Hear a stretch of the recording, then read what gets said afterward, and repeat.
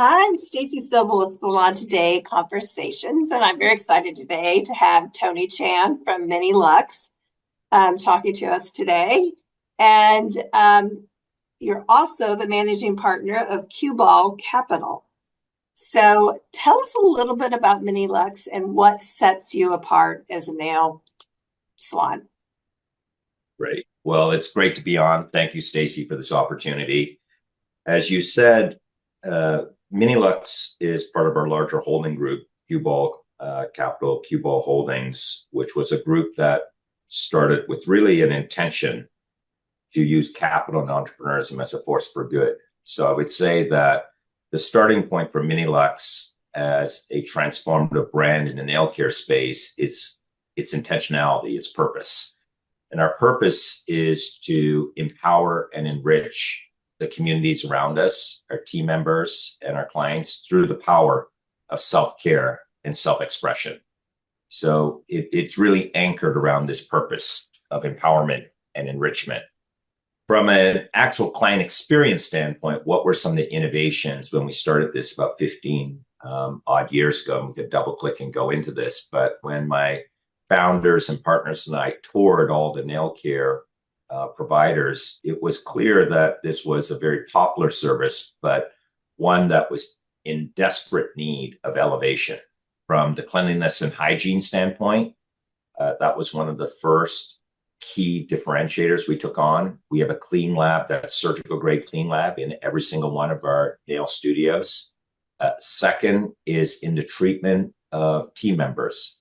We call them nail designers, not nail technicians, giving them fair competitive wages, giving them real career advancement, real skill building. We could talk more about that towards their empowerment, both learning wise, economically, and creativity. And then thirdly is just really going through to have that aspiration of a Manny manifesto, of that perfect Manny, that perfect Petty, obsessing about what it takes to do that perfect service from a quality standpoint, and at the same time be able to deliver that in a value-driven way. I love a Manny manifesto. I love that. So you have a reputation for delighting your customers. What strategies are you using to keep them returning? Well, to delight customers, they have to have trust. And you have to understand that first and foremost, you are not necessarily in a salon or self-care or nail care business. We're really in the business of hospitality and client service. I don't think people come to, whether it's nails or hair or other elements of professional services, to get something, but really to experience a feeling. So if you understand that people are coming to you because they are seeking, they may not state that, but they're seeking a feeling, that yay, that delight.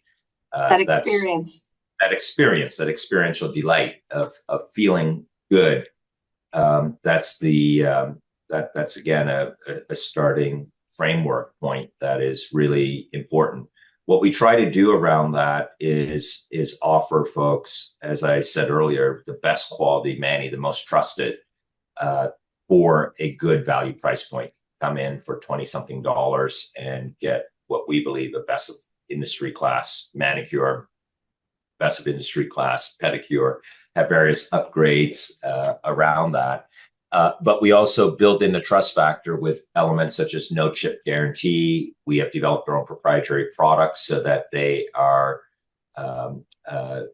better for you, cruelty free, safe, non-toxic. And you have to make things simple, beautiful, and easy. We are one of the few salon businesses that have invested the millions to develop a proprietary system on how you book.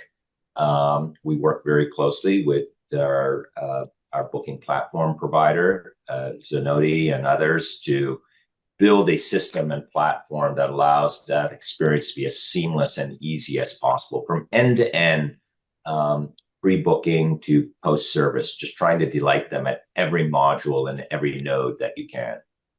I love that. So rumor has it you're using AI to help deliver an elevated customer experience. Can you give us insights into this, and where do you see AI driving your growth forward? Well, before the programming, I was sharing with you, Stacy, that I started at age 15 selling skincare door to door. That was my first entrepreneurial experience, but I spent almost a decade plus working in data, media, and building tech businesses, and continue to have significant investments in the tech side, including businesses that are very AI driven. And I've done that for 25 plus years, have been in the tech side. And it seemed logical, we said, after my business partner and I had been part of the leadership of transforming one of the largest media information data businesses in the world, to open up a nail salon. And the reasoning was that we wanted to see where, if you apply professional standards, better management practices, more ethical management practices, but also data, information, technology, what can happen to those types of businesses. So it really started off, AI is obviously the tech buzzword of vogue today. But what is really AI in its simplest form for our industry? It is to be predictive. It is to be predictive. In broad generalization, AI's biggest impact in the world today is either to be generative or predictive. So generative is all the content that you hear about on ChatGPT, et cetera. But predictive is about using data to be more informed about everyday operational decisions you're making. And what do I mean about that? Whether in your hair business or nail care business, it is matching your supply and your demand. Your nail designers and we also do waxing. Your nail designers or waxing specialists to demand patterns of the clients. Mm-hmm. We have from day one used what I'd call poor man's AI before the term came up, and that really was looking at data to be predictive. What's the weather like? Is there an event? What's the season? Are we working in an open toe climate or in the dreaded winter of Boston? All of these are inputs towards predictive outputs. So if you have a warmer, sunny spring day during the Boston Marathon, maybe people will come in for more pedicures, but maybe not just more pedicures, but more pedicures with callus treatment. And so trying to be predictive of what day, what time. Obviously, we all know in our business, there's peaks and troughs, but that's what you're really trying to optimize of, okay, you sort of know that Fridays, Saturdays are always going to be busy if you have a decent business, but how do you optimize the experience during other windows of time? That has evolved a lot, where we are able to automate that a lot more. What AI is in the modern age is taking a set of learning inputs of what are the patterns of Stacy coming in? When does she want to come in? How does that map to other external learning inputs of weather, event, or whatever?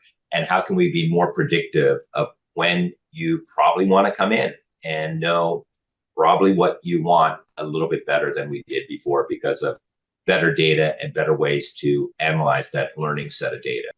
And I imagine that's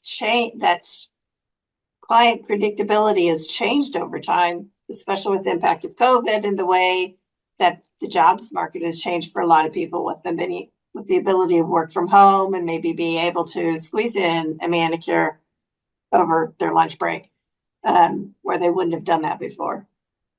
100%. And that, again, is just another learning input, meaning that we had a black swan event of a COVID pandemic, and that changed a lot of things. First, it changed structurally behavior of people wanting to book for services in general. People were booking, but it also, all the knock-on secondary impacts of it, as you said, of more people having hybrid work systems, a shift from a vertical dense central core business to a more balanced suburban, urban use cases for your services. So the AI component, which we have started to test more in more automated fashion, working with, again, one of our partners, Zenoti, is testing some elements of advanced AI marketing modules. So being able to have had a relationship with partners such as them, but also others from day one, allows us to try to be on the cutting edge. And as you said, adapt to changing times.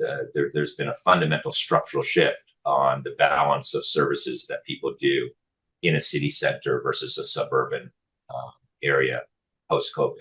Yeah. I imagine with all your background in technology, you were a pretty tough customer when it came to deciding your software. So what drove you towards making the decision to go with the Zenoti? Well, Zenoti, we've used different platforms, I should say, to be clear. And I think it was very early on in product development. And part of it, for those that know, Sudhir, the CEO and co-founder of the firm, had a background that wasn't dissimilar from mine. Right. He worked at Microsoft for years.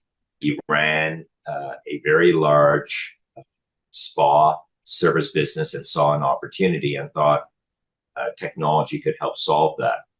We've been fortunate from the earliest days of working with them to work with them in close partnership on the product development for us. And by extension, I think for others in the industry.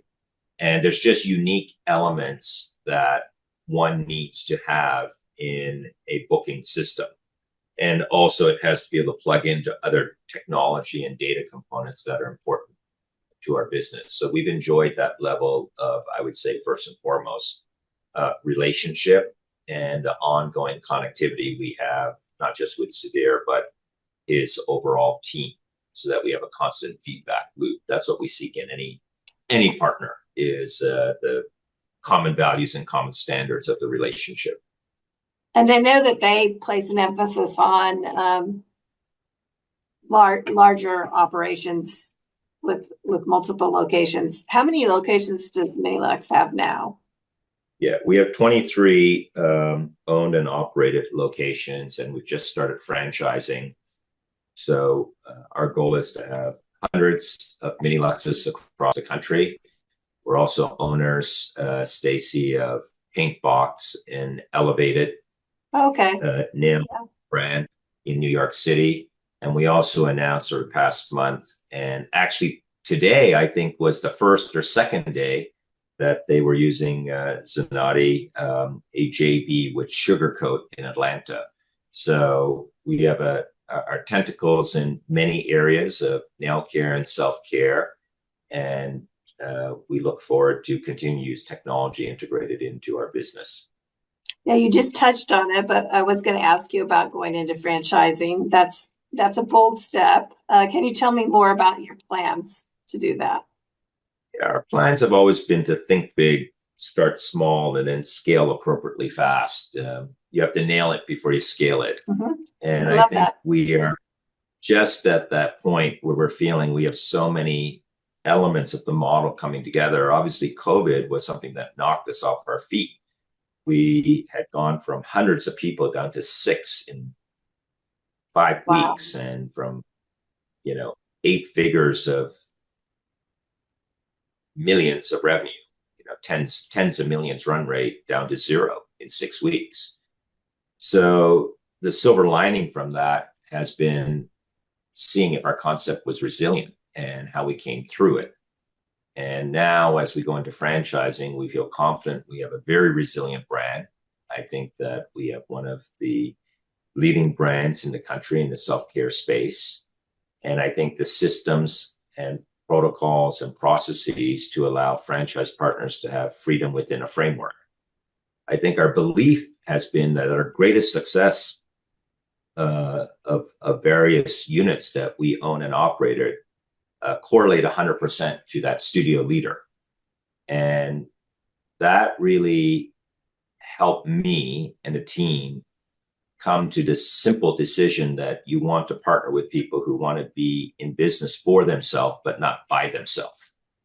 And that's where we're going to work side by side to have the tools, the brand, and the systems, and create a win-win partnership, A, to help us expand our vision and purpose to empower and enrich, but B, to continue to learn One of my business partners and board members led much of McDonald's leadership for business development and growth. He owned numerous, well over 100 McDonald's, and Wow. he has really helped me. And after that, became exec chair or chairman of Chipotle, and he has really helped me understand how to think about franchising not as just an expansion strategy, but as a new learning strategy, meaning that we can pull from the wisdom of crowds of all these folks. And taking it back to McDonald's, he remarked that almost every menu innovation or innovation in general at McDonald's came from that franchisee network. We would not have an Egg McMuffin or McDonald's breakfast. And,